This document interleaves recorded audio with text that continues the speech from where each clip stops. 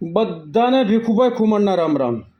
ગયા વખતે આપણે મયક અને મક્ષિકાને જે શ્રાપ થયો, એટલે મયક છે એ કચ્છની માઇલપા, જાડેજા કુંવરની માઇલપા જેતસંગ તરીકે જન્મ થયો,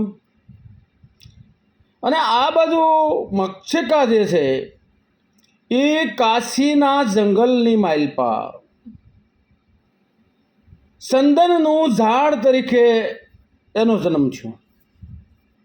સંદનનું ઝાડ પણ વિકાસ એટલો બધો થયો કે જલ્દી જલ્દી ઝાડ એકદમ મોટું થવા માંડ્યું, અને એની માઇલપા 10-12 વર્ષનો સમય ગયો, અને એ ઝાડ ને પવનને હિસાબે ઝાડ પડી ગયું. પવનને હિસાબે ઝાડ પડી ગયું. આ બધું સૌરાષ્ટ્રની માઇલપાથી 4 મિત્રો એટલે 4 ધામની જાત્રાએ નીકળ્યા છે. પોતે પોતાની રીતે પગભર છે, અને એક એની માઇલપા સુતાર છે, એક દરજી છે, એક સોની છે, અને એક બ્રાહ્મણ છે. સારે પોત પોતાની રીતે પોતાના ધંધાની માઇલપા પારંગત છે, અને પોતાની જરૂરિયાત પૂરતો સામાન પણ પોતે, એટલે એ વખતે તો કોઈ એવી મશીનરી નહીં, એટલે હો ને દોરા ને કાપડ ને કોઈ થોડું જાજું હોનું ને આ જે એ પોતાના ધંધા અનુસાર થોડું જાજું ક્યાંક જરૂર પડે તો ઉપયોગ કરી શકાય એટલું સાથે લીધું છે, અને હાલતા થાય છે. ફરતા ફરતા જાત્રાઓ કરતા કરતા ગંગાજીના કાંઠા ઉપર જે જંગલની માઇલપા નીકળ્યા છે, અને રાત પડી ગઈ. રાત પડી ગઈ એટલે એ નક્કી કર્યું કે આપણે અહીંયા રાત રોકાઈ જઈએ, કારણ કે આ જંગલ છે, રાની પશુનો ત્રાસ છે, તો આપણને હેરાન કરે. એ કરતાં દિવસ ઉગ્યા પછી હાલશું, ત્યાં લગી અહીંયા આપણે રાત રોકાઈ જઈએ. પણ જંગલનો વિસ્તાર છે, બધાને આરે સૂઈ ન દવાય, માટે એક એક વારા કરીએ એવું નક્કી કરી. થોડા દાદા નાસ્તા પાણી જે કાંઈ સાથે હતા નાસ્તા પાણી કરી, અને કીધું કે તમે 3 સૂઈ જાઓ. સુતાર એમ કહે છે કે તમે 3 સૂઈ જાઓ, હું એક પોર જાગું છું. 4 પોરના વારા કર્યા છે. 3 સૂઈ ગયા. પોતે જાગે છે, જાગતા જાગતા વિચાર કરે છે ટાઈમ કેમ કાઢવો. એકલા એકલા જંગલનો આ તો વિસ્તાર છે. નૈનના નિંદર આવી ગઈ તો, પણ જો કાંઈક પ્રવૃત્તિમય હોય તો નિંદર ન આવે. અને આમ જ્યાં દ્રષ્ટિ કરે તો જે ચંદનનું ઝાડ પડી ગયેલું એ સુકાઈ ગયું છે, અને ઝાડ ત્યાં છે. એને જોયું પોતાને, અને સુતારનું નજર હંમેશા લાકડા ઉપર હોય. પોતે કલાકારીગીરી એ એના લાકડામાં બતાવી શકે. એને જોયું લાકડું સરસ લાગ્યું, પોતે લઈ આવી અને પોતાની રીતે એની માઇલપા ઘાટ આપ્યો, અને એની માઇલપા એટલી બધી સરસ એક પૂતળી બનાવી, એટલે સ્ત્રી સ્વરૂપ પૂતળી બનાવી. પૂતળી બની રહી ત્યાં પોર પૂરો થઈ ગયો, એટલે એ એક બાજુ મૂકી અને બીજાને જગાડ્યો. એટલે કે એણે દરજીને જગાડ્યો. દરજી જાગ્યો કે ભાઈ હવે તું જાગ, અને અમે 3 સૂતા છીએ. બીજો વારો દરજીનો આવ્યો. દરજી જાગે છે, પણ એને એમ થયું કે ટાઈમ કેમ કાઢવો, રાત્રિનો છે, એકલા એકલા છે. આમ જ્યાં જોવે તો એને પૂતળી જોઈ કે વાહ, મારા મિત્રએ સરસ પૂતળી બનાવી છે. જો એને કપડાં પહેરાવ્યા હોય એવો ઘાટ આપવું, કપડાં પહેરાવ્યા હોય એવી રીતનો, તો આ સુંદર દેખાય. એટલે કપડાં જેમ પહેરાવ્યા હોય એવા કપડાં પહેરાવ્યા. એનો ટાઈમ પૂરો થયો એટલે સોની થઈ ગયો, અને એણે પણ જોયું, અને એને એમ થયું કે આને જો આ કપડાં તો વ્યવસ્થિત પહેરાવ્યા છે, પણ જો ઘરેણાં અને પહેરાવ્યા હોય તો ખૂબ સુંદર લાગે. પૂતળીને એટલે વ્યવસ્થિત એવી રીતના ઘાટ કરી અને ઘરેણાં પહેરાવ્યા. એનો વારો પૂરો થયો અને બ્રાહ્મણ જાગ્યો.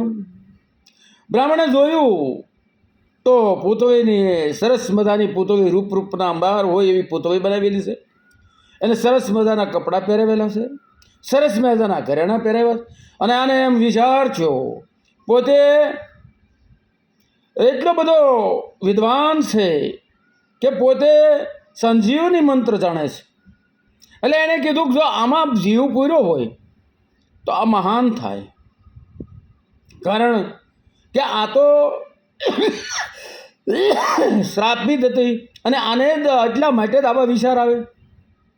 પોતે માલપા પોતે સાધના કરી, પોતે મંત્ર બોલી અને સજીવન મંત્રની આહુતિ આપી અને પૂતળીને સજીવન કરી. પૂતળી સજીવન થઈ, પણ જેટલા વર્ષનું જે ઝાડ હતું એટલા વર્ષની પૂતળી થઈ.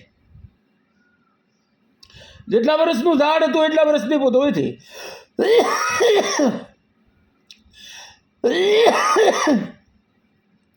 પણ રૂપના અંબાર છે, કપડાં પહેર્યા છે, ઘરેણાં પણ પહેર્યા છે. આ ત્રણેય હવે ચારે જાગ્યા છે, હવાર છું છે. એમાં એક હવે તો એક જીવનો ઉમેરો થયો.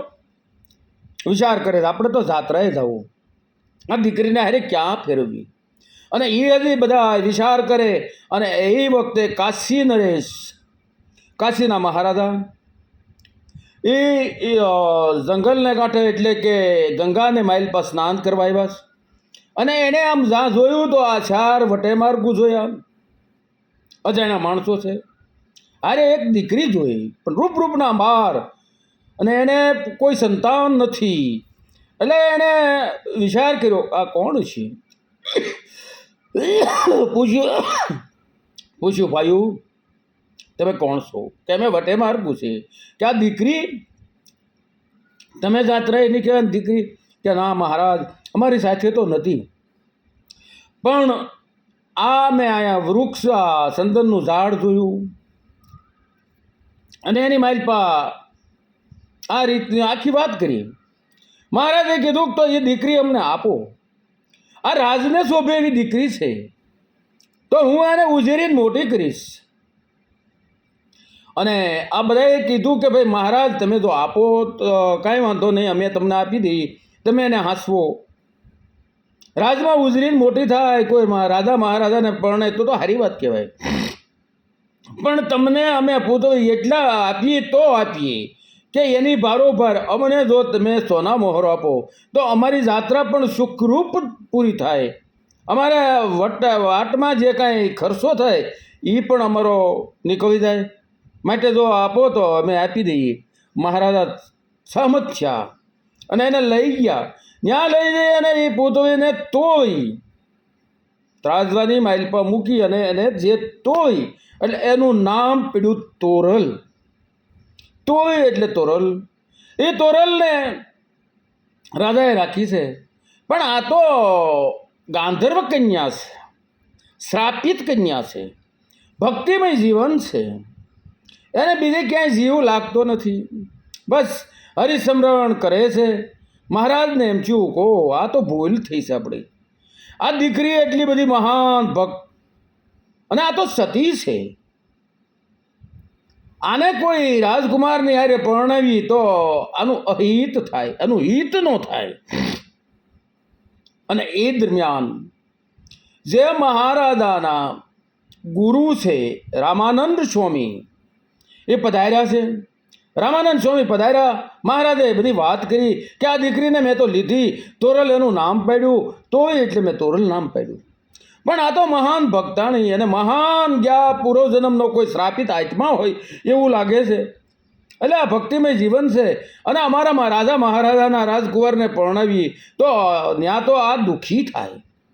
અને રામાનંદ સ્વામી કહે છે કે રાજન એ મને સોંપી દે, હું એને યોગ્ય પતિ હારે પરણાવીશ, એને યોગ્ય. અને મહારાજા રામાનંદ સ્વામીને સોંપે છે. રામાનંદ સ્વામી એના આશ્રમની માલિપા એ કન્યાને લઈ આવે છે અને પછી તો એને શિષ્ય બનાવે છે.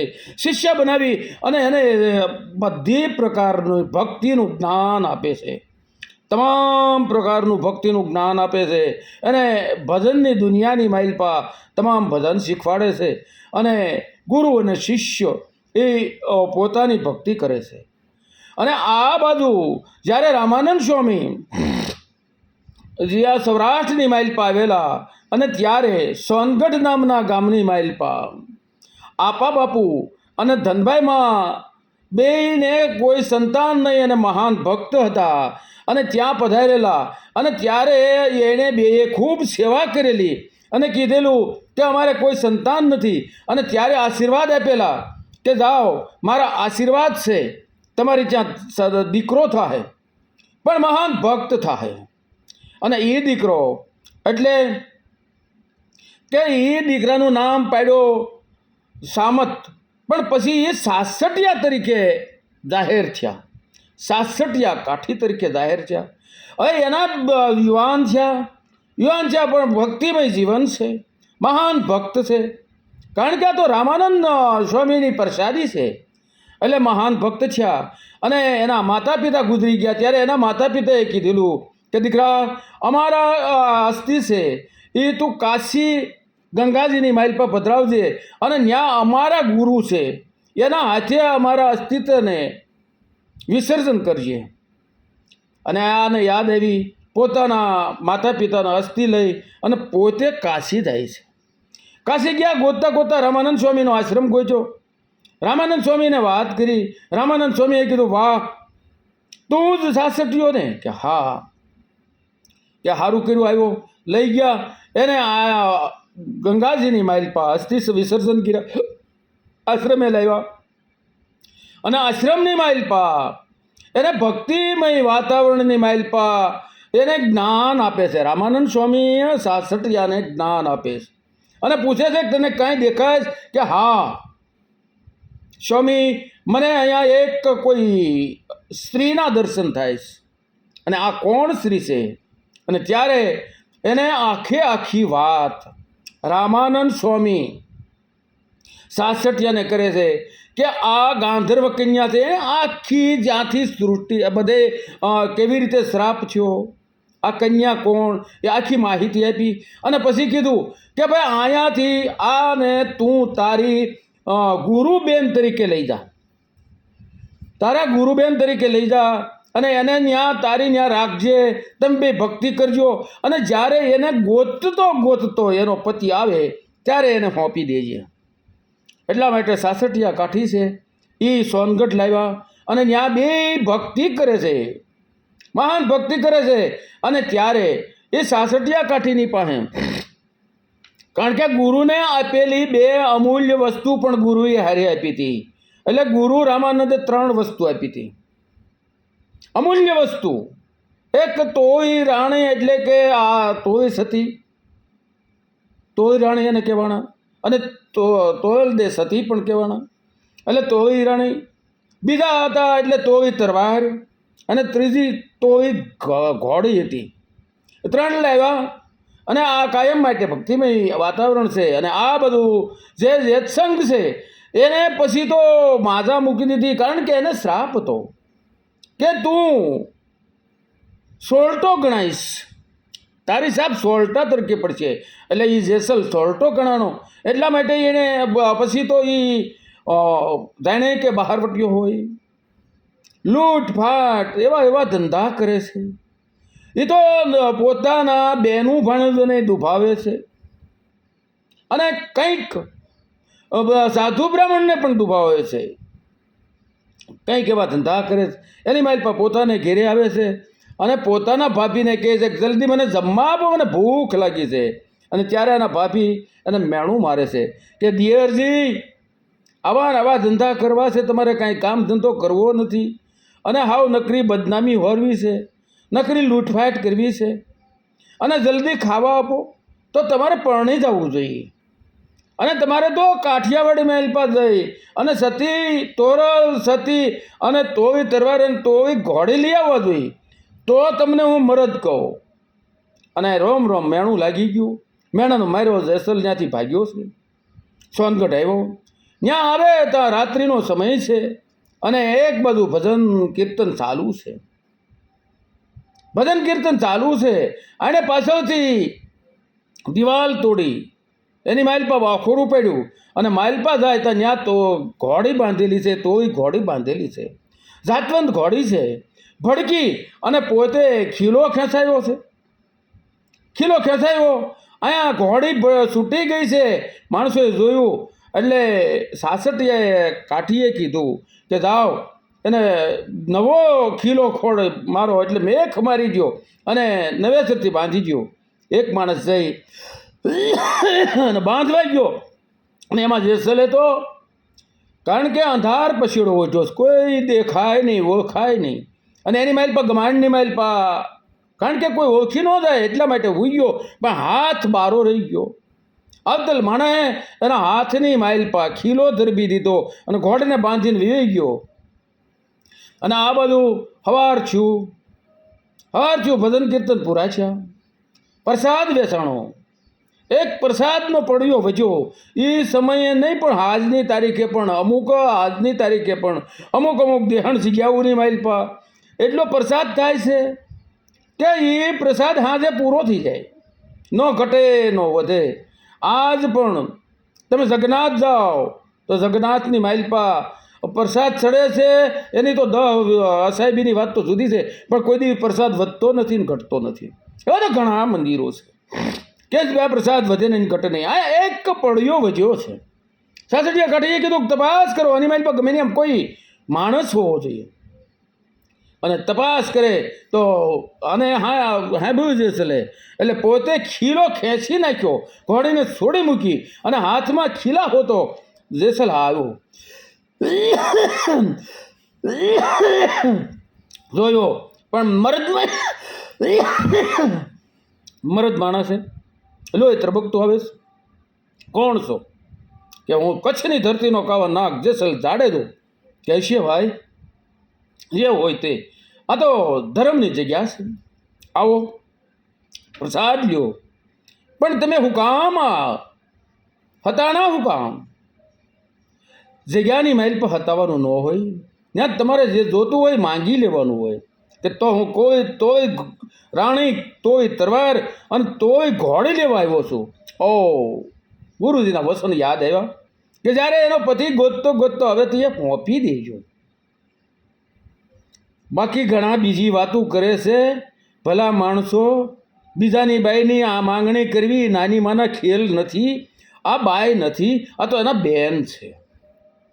એટલે કે ગુરુના વસન યાદ આવ્યા અને જેસલને સાથે પરણાવી અને મોકલી દીધા. ત્યાર પછી જેસલ ને તોરલ બે પતિ પત્ની થયા છે. અને પછી આગળની વાત ક્યારેક કરશું. ત્યાં લગી જય માતાજી, જય માતાજી.